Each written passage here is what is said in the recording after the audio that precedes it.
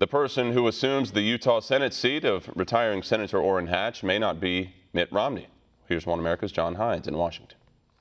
Candidate who unexpectedly defeated former GOP presidential nominee Mitt Romney at a Utah state convention has traveled to Washington, seeking help from conservative activists ahead of a June primary election for the seat of retiring U.S. Senator Orrin Hatch. I actually knew that the result was going to be as it was. Governor Romney spent a lot of money and effort.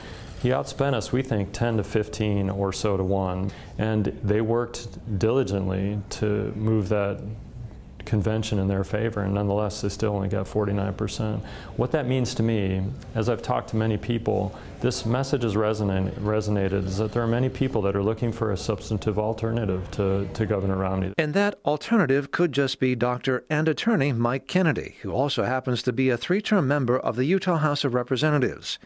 He unexpectedly placed first with 51% of the delegates at the Utah State Convention, which was below the 60% threshold needed to earn the GOP nomination for the U.S. Senate outright.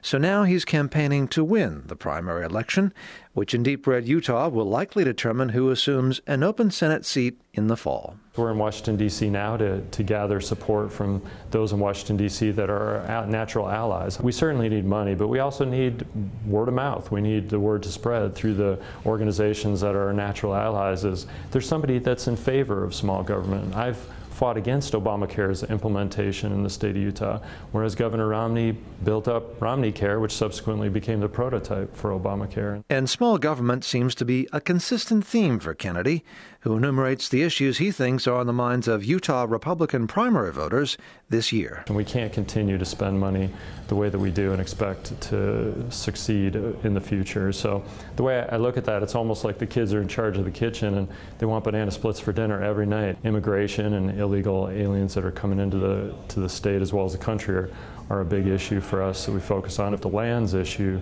66% estimated of our state land is actually controlled by the federal government, and as a result, many of our counties throughout the state are impoverished. They can't resource their lands in the ways that would allow them to move out of impoverished circumstances. The Utah primary is set for June 26th.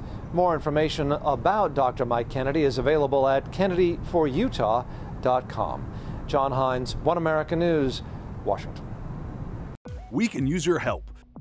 Call your cable provider and kindly demand that One America News is added to your lineup. Call today.